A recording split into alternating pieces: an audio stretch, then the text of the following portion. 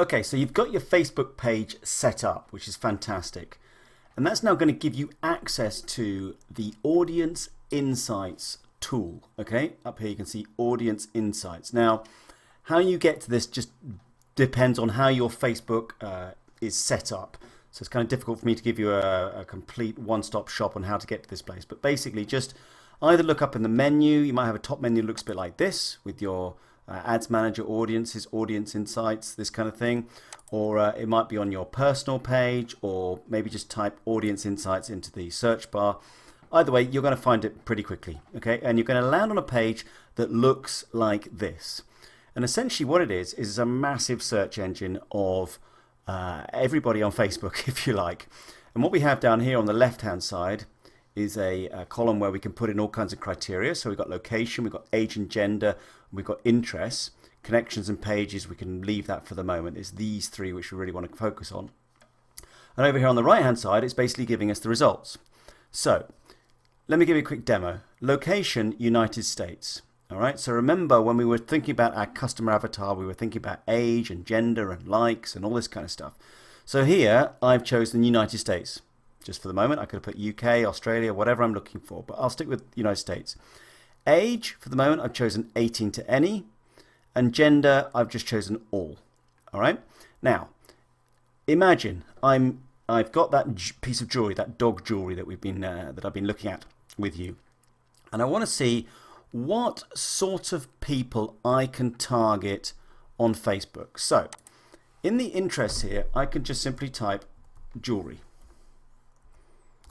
select it, and over here this information is now updated, and I can see straight away that 72% of them are women, 28% of them are men, and I can see the age groups which are, you know, mostly interacting with jewelry, the general huge category of jewelry. So 26% of them, that's the major one, are between 25 and 34, and so on and so forth. You can see that hopefully quite easily.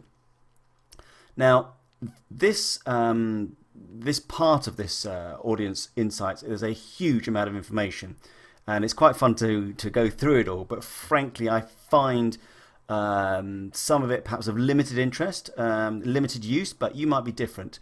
If I scroll down a bit here, I've got things like lifestyle. Apparently 3% of them are rural parents, this kind of stuff.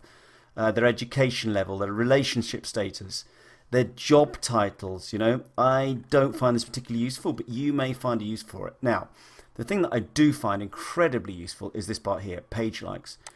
Now, if I click on page likes, it's starting to tell me straight away. Sorry, scroll down a bit quick there.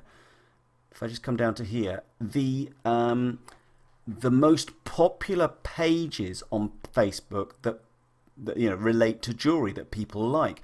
So we can see here, for example, the Mint Julep Boutique, or Just Fab, or Inspired Silver. So what we can do is we can target people, for example, who have liked the page Inspired Silver, as, you know, that's basically somebody saying, yes, I'm interested in jewelry. Now, what I can do as well, obviously, is if I just come back to demographics, I might want to now just focus on women. Click on women. All right, so there we go. All the men have disappeared. And I said to you before, I would generally focus in my example on women aged 30 and above. So now we start to see the demographics changes, and maybe the page likes now are different because we're looking at a 30 plus as opposed to all women. So if I scroll down here now, yeah, we've got some different stuff in here. Yeah, we've got what is this? 12 tomatoes. I don't even know what that is.